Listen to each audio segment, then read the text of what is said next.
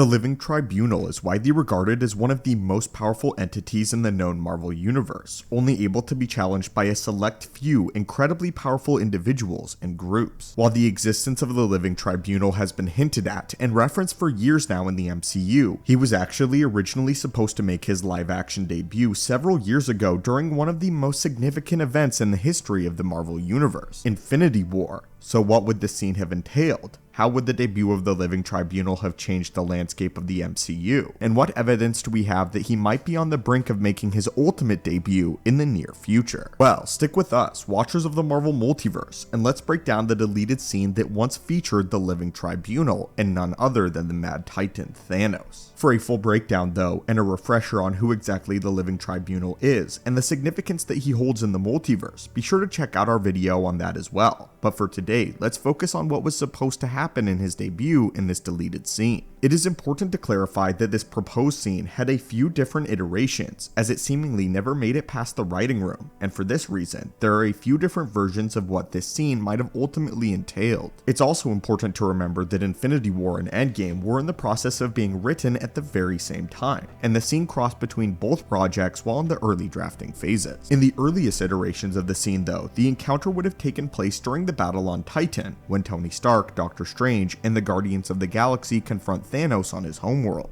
This encounter would have seen Doctor Strange sending Thanos into a realm known as the Mindscape, where he would formally be introduced to none other than the Living Tribunal. It would be here that Thanos would face judgment for his actions and his perceived crimes, ultimately being found guilty by the Tribunal, though there is little indication as to how the rest of the film would have played out and how Thanos would continue along with his quest to pursue the Infinity Stones, as of course the Living Tribunal is one of the ultimate forces in the Marvel universe, and if Thanos was in fact deemed guilty, he would most certainly be punished or destroyed. However, again, the writers and directors ultimately cut this scene, believing that it ultimately slowed the momentum of the project and hindered the rest of the story that had to be told, which led to the placement of the scene being reworked. The most agreed upon iteration of the scene, and the closest that it would come to fruition, would have taken place as the culmination of the Infinity Saga at the very end of Endgame, which was revealed by co-writers Christopher Marcus and Stephen McFeely at San Diego Comic-Con. The events therein would have remained largely the same, but by placing the scene at the end of Avengers Endgame, they had much more creative liberty when it came to Thanos' ultimate fate and the conclusion of the Infinity Saga. Here, Thanos would have a showdown with Earth's mightiest heroes, much like we see in the final version of Endgame, before Doctor Strange once again transported him into the aforementioned Mindscape.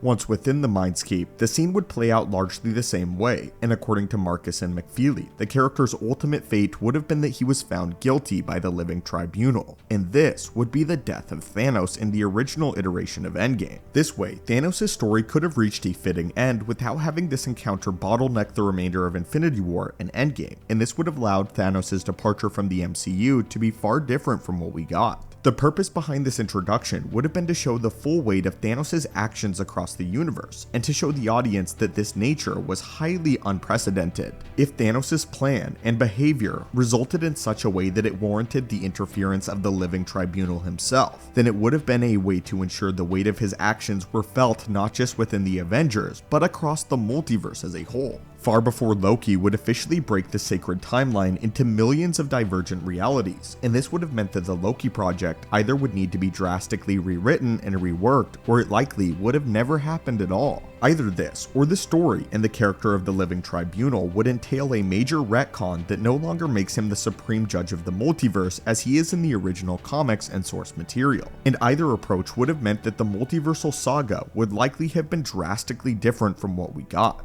His inclusion would also have run the risk of softening the impact of any new villain that Marvel wished to introduce later down the line, including the likes of Kang the Conqueror and Doctor Doom, who are of course major and formidable opponents in their own right, but next to the Living Tribunal, they might not have been just as significant as that of Thanos. However, the Living Tribunal does actually have other theories regarding this deleted scene with Thanos. One interesting proposition that has arisen among fans is whether or not the Living Tribunal will be brought into the severe judgment against either either the MCU or that of a hero who we know and love, or fail to serve a proper guilty verdict against an antagonist that the heroes are set to oppose. In turn, this would create a layer of moral ambiguity and complexity within the coming conflict against the Kangs, and it might serve to truly elevate the status of the Living Tribunal in reference to these other characters. Before the release of Doctor Strange in the Multiverse of Madness, it was widely believed that the Illuminati was a council of multiversal judges that were set to punish Strange for his crimes against the multiverse and the multiversal timelines, and upon further inspection, they likely would not have been entirely wrong. If we see another iteration of this play out where the Living Tribunal decides that Strange must be punished, then he too might not be completely wrong, as Strange has done some irreparable damage to the fabric of both his timeline as well as other timelines. Since the Living Tribunal is the judge of multiversal affairs, then it stands to reason that he is much more suited to judge the likes of Kang the Conqueror rather than a character like Thanos, whose motivations stayed contained within one universe in the main MCU timeline. Seeing the Living Tribunal sentence an iteration of Kang, however, could showcase his true power as well as allow the reign of the Kangs to continue on. We're essentially getting at is this may be how Kang eventually exits the Marvel Universe. Again though, there's quite literally an endless supply of Kangs from across the multiverse to wreak havoc on their neighboring timelines, but if the Living Tribunal interfered, this could actually all be rewritten. But is the Living Tribunal going to play a major role in the MCU proper soon? Well, as of right now, we only have small references and Easter eggs, which are likely set to pay off eventually, although it's hard to say exactly when. The first we hear of the Living Tribunal is when he is name dropped by Mordo during the first outing of Doctor Strange, during an early training session in his first solo film. From here, we see his face in the multiverse during the Multiverse of Madness, when Strange and America Chavez are crashing through separate realities. But we also see the disembodied heads of the Tribunal in Loki when he voyages across the wastes at the end of time. This seems to indicate that as of now, he is a sort of legendary figure who some may have actually seen, but the nature of his formal live-action introduction remains to be seen. But anyway, watchers, what do you think of this scene? Would you like to see Thanos be judged by the Living Tribunal? And how do you think this would have changed the face of the modern MCU moving forward? What do you think would have been different across the multiverse? And would you like to see this iteration of events take place somewhere else in the multiverse? And potentially, could this be the end of Kang the Conqueror? As always, watchers, thank you so much for, well, watching. Hit that subscribe button to assemble and join our team, and I'll hopefully see you in the next video.